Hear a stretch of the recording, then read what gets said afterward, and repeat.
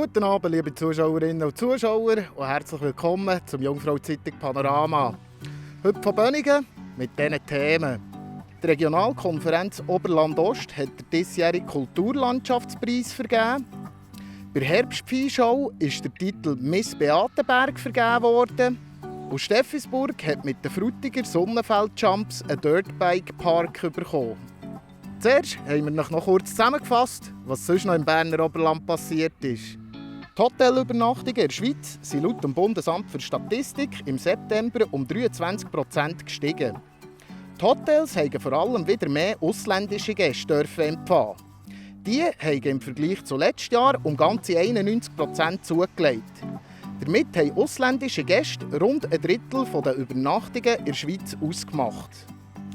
Der Mano Khalil hat den Berner Filmpreis gewonnen. Mit seinem Film «Nachbarn» hat er den Preis gewonnen, der mit 30'000 Franken dotiert ist. Der Film geht um einen kleinen Giel, der in den 80er Jahren in einem Dorf an der syrisch-türkischen Grenze lebt. Die Stadt Thun will den Verkehr genauer unter die Lupe nehmen.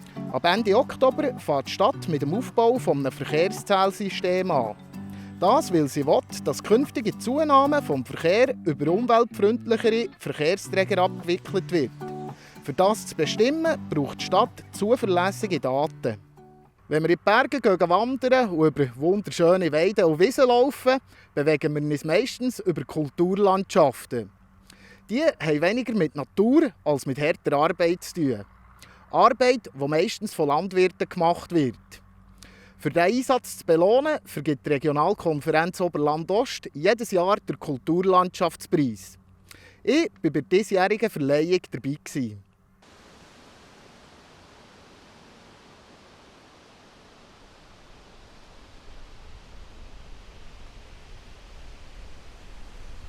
Kannst du mir kurz erklären, was genau ist der Kulturlandschaftspreis?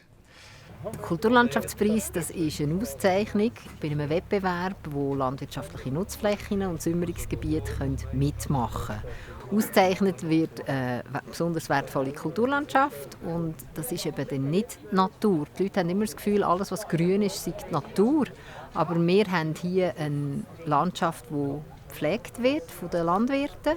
Und wenn das nicht der Fall wäre, dann hätten wir überall Wald. Und die Bauern, die bei unserem Wettbewerb gewinnen, die machen das eben besonders gut und haben besonders schöne Landschaften.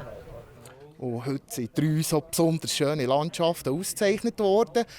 Wer hat in diesem Jahr den Kulturlandschaftspreis gewonnen? Also in der Kategorie landwirtschaftliche Nutzfläche ist das erste Gebiet Binzerwald. Das ist eine Fläche oben an Hofstetten. Ganz umzingelt von Wald, nur zu Fuss erreichbar und dementsprechend schwierig zu bewirtschaften. Aber sehr, sehr eine gute und schöne Fläche. Und wo sind wir hier? Jetzt sind wir auf der Alp Moosbielen.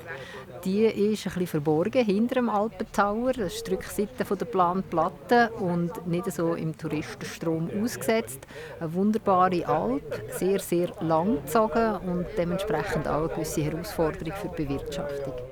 Und Sie haben jetzt auch einen Preis bekommen hier für die Bewirtschaftung. Was für eine Kategorie wäre das denn gewesen? Also das ist die Kategorie Alpen, dem sagt man in der Fachsprache Säumerungsgebiet. Und da haben wir dann noch den zweiten Gewinner.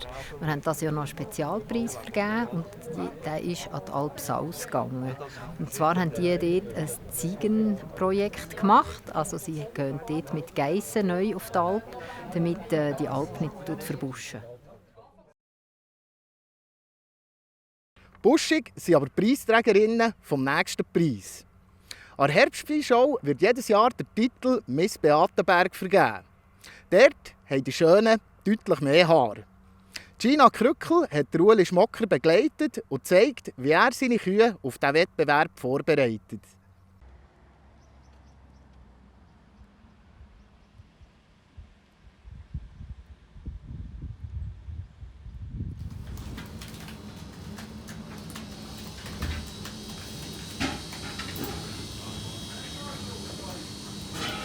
Wir machen Vorbereitung für die Viehschau. Also seit einer Woche sind wir alltag ein bisschen am Scheren. Also, je nachdem, manchmal 2 bis 5 pro Tag, je nachdem, wenn wir Zeit hatten.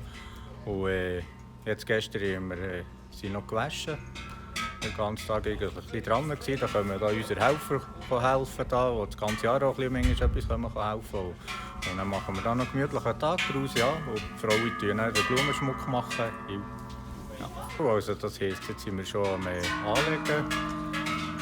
Treichli anlegen, Blumenschmuck anlegen, dass wir um 8:30 starten können. Wir laufen also zum Fährschauplatz. Wir haben etwa von 3/4 Stunde bis 1 Stunde herzulaufen.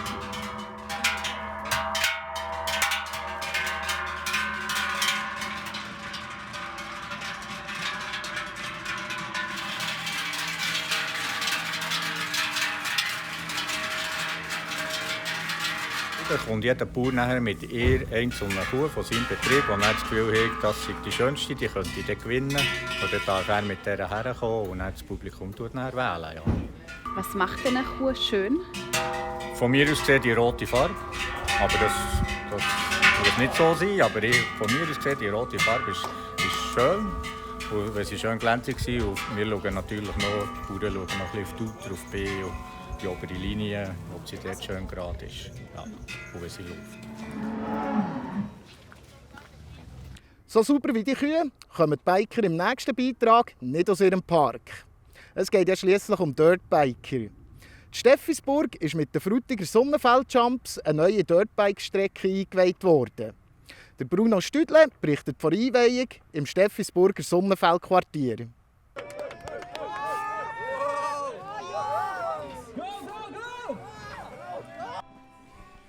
Ja genau, also das ist eigentlich so fast ein bisschen einzigartige Anlage in der Schweiz, die so viele Sachen kombiniert. Eben einerseits eine schwierige Line, eine Anfängerline, eine Line, wo man in alle Wetter fahren kann, mit dem Luftküssi und das Ganze natürlich noch öffentlich.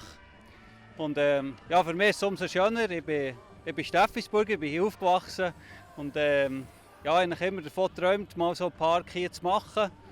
Und wir haben immer einen Park gehabt, natürlich eine Light-Version ohne grosses Budget. Und jetzt ist es umso cooler, dass wir das zusammen mit Frutiger so cool umsetzen können. Ja, wir haben hier in Steffisburg den alten Bikepark, der seit 15 Jahren besteht, erneuert, komplett abgebrochen und alles mit dem neuesten Stand der Technik, mit Sicherheit und Airbags neu gestaltet. So dass es für all die verschiedenen Bedürfnisse nutzbar ist. Es hat grosse Jumps für fortgeschrittene Profis, es hat kleinere Table Line, wo sie sich daran herentasten können. Nicht zuletzt möchte ich aber auch der Gemeinde uns selber einen Dank aussprechen, den Gemeinderäten, den Kollegen, den früheren Gemeinderatskollegen. Das ist Land von der Gemeinde.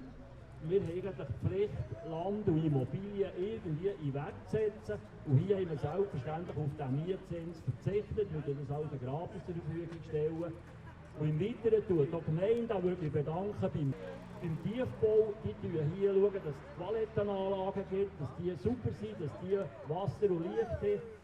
WC-Papier und wenn das Toi-Toi-Häuschen mal kaputt ist, stellen die ein neues her, ohne Rechnung stellen.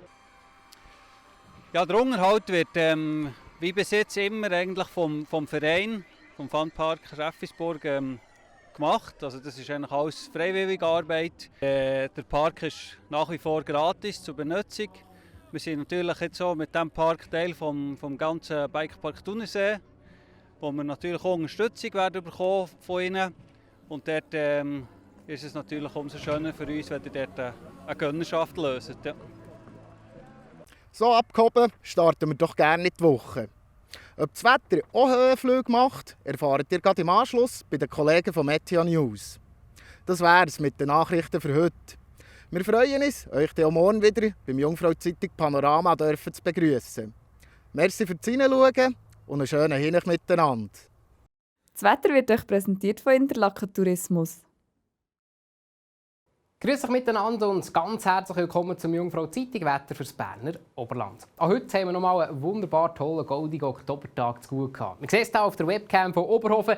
Am Vormittag ein Stau, ein blauer Himmel, aber Das bleibt leider nicht so. Wenn wir uns nämlich die Strömungsanimation anschauen, sehen wir, heute sind wir noch im Einflussbereich vom Hochdruckgebiet Philin gewesen, aber wir haben hier einen riesen Tiefdruckkomplex über dem Nordatlantik und das Ganze kommt ein bisschen näher auf morgen.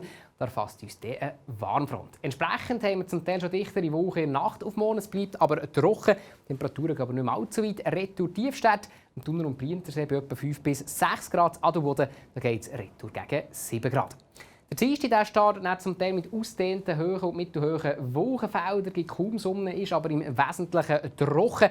Am Nachmittag gibt es dann aber von Westen her langsam Auflockerungen, zunehmend auch sonnige Abschnitte und die Temperaturen die kommen schon noch ein bisschen ins Gang. Die Höchstwerte zu Thunspiez oder zu Interlaken liegen bei etwa 17 Grad. Vor allem in der Höhe wird es doch ziemlich mild. Noch gerade Grenze steigt gegen 4000 Meter. Zu Adelboden gibt es um die 16 Grad. Zu Grindelwald haben wir bis gegen 17 Grad zu gut. Auf Mittwoch wird es im Haslital vorübergehend föhnig. Es ist recht sonnig, trotz hohen Wolkenfelder. Temperaturen die reichen knapp bei 20 Grad, mit Föhn auch noch ein bisschen mehr. Und dann kommt eine Kaltfront der Nacht auf den Donnerstag. Die beendet der Föhn, bringt aber zum Teil kräftige Regengüsse. Am Donnerstag veränderlich bewölkt, dann noch nass, Temperaturen bei etwa 15 Grad. Und am Freitag geht es unbeständig weiter. Vor allem kommt dann noch mal ein bisschen kühlere Luft, Schneeballgrenze bei 1000 bis 1200 Meter. Und in Interlaken da messen wir dann noch maximal um die 10 Grad herum. So wie es aktuell aussieht, kommt dann aufs Wochenende ein nächstes Hochdruckgebiet rein. Entsprechend wird es vor allem in den Bergen wieder sonniger und die Temperaturen die reichen dann maximal um die 10 Grad herum. Das war es vom Wetter. Ich wünsche weiterhin einen ganz schönen Abend und auf Wiedersehen miteinander.